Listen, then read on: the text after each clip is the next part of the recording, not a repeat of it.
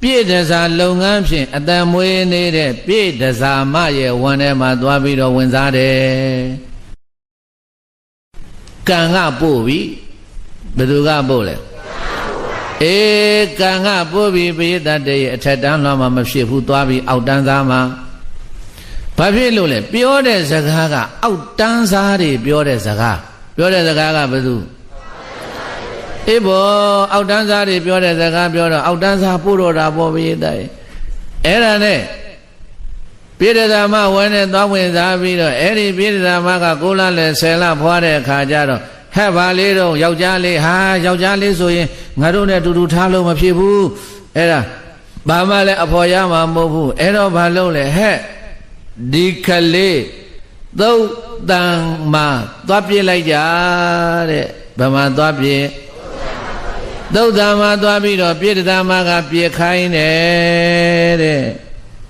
အဲ့ဒါဘယ်တိုင်ကိုဝစီကံကိုထံပြန်ဗါတဲ့လေဒါကြောင့်ဆိုကြည်သာမှာကိုဝစီကံကိုထံပြန်ပဲ့တင်တန်းနဲ့တထထဲကိုဝစီကံကိုထံပြန်ပဲ့တင်တန်းနဲ့တထထဲပရိသတ်တွေပဲ့တင်တန်းထွက်တဲ့လှိုင်ကောင်းကြီးထဲမှာတောင်ကောင်းကြီးထဲမှာသွားပြီးတော့អော်လိုက်ပါဟေ့လို့អော်ရင်ဟေ့လို့ပဲလှိုင်ကောင်းကြီးထဲကအတန်ထွက်လာမယ်အဖေလို့អော်လိုက်ရင်လည်းပဲလှိုင်ကောင်းကြီးထဲကအတန်ကအဖေလို့ပဲပဲ့တင်တန်းပြန်ထွက်မယ်ထိုနည်းတူစွာပဲဒီအလုပ်တွေကိုလုံးမဲ့အစားဓာတ်တွေပြင်းစင်းနေမဲ့အစားဒီဆွန်းတွေကတ်နေမဲ့အစားအမိုက်ပုံမှာသွားပြလိုက်တာမှမြတ်သေးတယ်လို့အဲ့ဒီလိုပြောခဲ့တဲ့ကုမာရတတို့သားဟာပြည်တသာမကဘယ်မှာသွားပြတယ်လဲတုတ်တန်ဝါကအမိုက်ပုံမှာသွားပြီးတော့ပြခိုင်းတယ်တဲ့အဲ့ဒီတော့အမိုက်ပုံမှာသွားပြီးတော့ပြခိုင်းတော့အဲ့ဒီကလေးမွေးကစားနေတာရဲလေးပြေးတိုင်းတညာလုံးနဲ့ကြည့်ရတဲ့ပုံစံကညနေဆောင်မွေးပုံရတယ်ဒီကလေးမွေးပြီးတော့ဒီကလေးသွားပြတာတညာလုံးမနေ့မိုးတော့အလင်းရောက်တဲ့အခါမှာဘုရားရှင်ကိုတော်မြတ်ကတဗ္ဗညုတရွှေဉာဏ်တော်ကိုယ်ရကိုဖြန့်ကျက်ပြီးတော့လောကအလုံးကိုဆင်ခြင်ပြီးတော့ကြည့်လိုက်တာဘယ်တတ္တဝါဝင်နေရဒီနေ့ငါဘုရားကယ်မရမလဲဘယ်တတ္တဝါဝင်နေရအကြောင်းပြုပြီးတော့ဘယ်သူတွေကြွတန်းဝင်ကြမလဲလို့ဘုရားမြတ်စွာ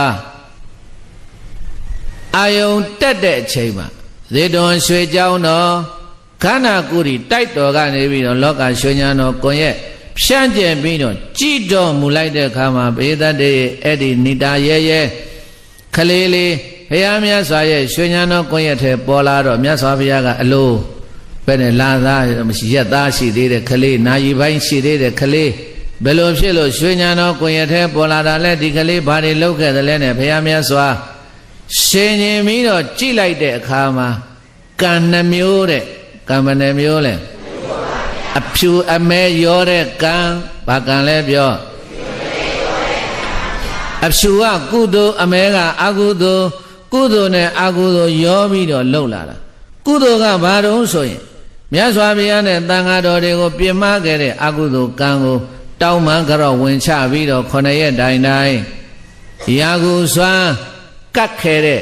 ကုသိုလ်ကောင်းမှုရှိတယ်ဟဲ့သေပြီလားဆိုတော့ခလေးမသေသေးဘူးတဲ့ကြည့်လိုက်တော့ဘယ်သေမှလဲပရိသတ်တွေအဲ့ဒီမှာသုတ်တန်မှာစောင့်နေတဲ့သုတ်တန်စောင့်နတ်တွေက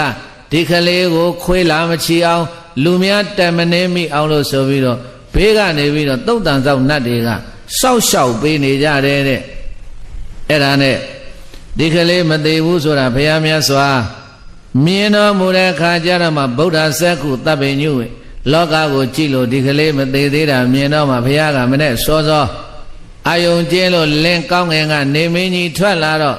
ကိုတော်တိုင်းတပိတ်တဲ့ကပြင်ဝဲလို့တပိတ်တော်ပိုက်လို့တပါးတဲ့ဘုရားသားကြီးတခါတည်းဇေတောကနေပြီးတော့သုတ်တန်ကိုကြွတော်မူတယ်ခါတိုင်းဆိုရင်မြတ်စွာဘုရားဆွမ်းခံကြွတဲ့အခါမှာ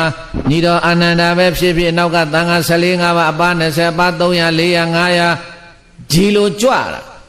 ဒီနေ့မှာသံဃာတွေမပါဘဲနဲ့မြတ်စွာဘုရားတပါးတည်းဆွမ်းခံကြွချီတော်မူလာတော့ မျိုးသူမျိုးသားတွေကဒီနေ့ထူးဆန်းတယ်ဒီနေ့ထူးဆန်းတယ်မြတ်စွာဘုရားတပါးတည်းကြွတယ်ဘယ်လဲမသိဘူးဟေ့လိုက်ကြည့်ကြစို့လိုက်ကြည့်ကြစို့လိုက်ကြည့်ကြစို့ဆိုတော့ဘုရားပဲသွားတယ်သုတ်တံပဲသွားတာဟာမြတ်စွာဘုရားဆွမ်းခံကြွတာမဟုတ်ဘူးဟေ့သုတ်တံပဲသွားတယ်ဟေ့သုတ်တံမှာဘာအကြောင်းထူးရှိလဲမသိဘူးဆိုပြီးတော့အဲ့ဒါနောက်ကနေပြီးတော့ဘုရားတိုင်သူပြောငါပြောနဲ့လူအုပ်ကြီးဆိုတာတာဝတိမျိုးတစ်မျိုးလုံးမှာရှိတဲ့လူတွေဟာသုတ်တံပဲကော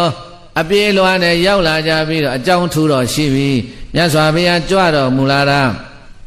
ကြောင်းထူးမရှိဘဲနဲ့မကြွဘူးကြောင်းထူးရှိလို့ကြွတော်မူလာတာ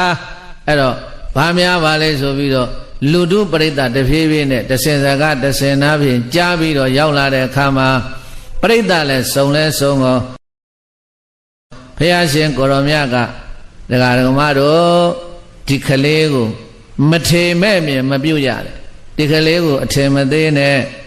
ဒီကလေးကယခုခါမှာသုတ်တံမှာပြစ်ထားပြီးတော့အာကိုရမဲ့နေတော်လဲပဲ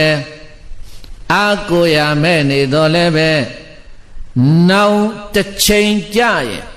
ဒီကလေးလေးရဲ့အကြောင်းကိုဘုရားဗျာဒိတ်စကားမိန်ကြားသွားတာနောက်တစ်ချိန်ကြရင်ဟောဒီကလေးကယခုပစ္စကဘဝနဲ့ဒီဘဝကမနေလို့သေနောင်ဘဝရောက်သွားရင်လည်းပဲကြီးကျယ်မွန်မြတ်တဲ့စီစိန်ဥစ္စာတွေနဲ့ပြည့်စုံရလိမ့်မယ်လို့ဘုရားရှင်ကိုရောမြတ်ကဒီကလေးအကြောင်းပြောတော့ဒကာကြီးတွေကဘယ်သူကလေးလဲဘယ်သူလက်ပြစ်ထားတာလဲဘယ်ရလဲဒီကလေးကဖះတလောက်တောင်ကရုဆိုင်ပြီးတော့ကြွတော်မူလာတာဒီမှာမိန်တော်မူရတဲ့ခုဒီကလေးကိုမထေမဲ့မြင်မပြုတ်နဲ့ဒီကလေးကိုအထင်မသေးနဲ့ဒီကလေးဟာယခုပြစ္ဆုတ်ပါမှာကောနောင်တမလွန်ဘဝရောက်ရင်လည်းပဲကြီးကျယ်မွန်မြတ်တဲ့စီစိန်ချမ်းသာတွေကိုခံစားရလိမ့်မယ်လို့ဘုရားမြတ်စွာမိန်တော်မူနေတယ်အဲ့တော့ပရိသတ်ထဲကဒကာကြီးတယောက်ကထပြီးတော့ဘုန်းတော်ကြီးတော်မူသောမြတ်စွာဘုရားဒီကလေးဟာရှေးဘဝကဘယ်လိုအမှုတွေကိုပြုလုပ်ခဲ့ပါသလဲမြတ်စွာဘုရားလို့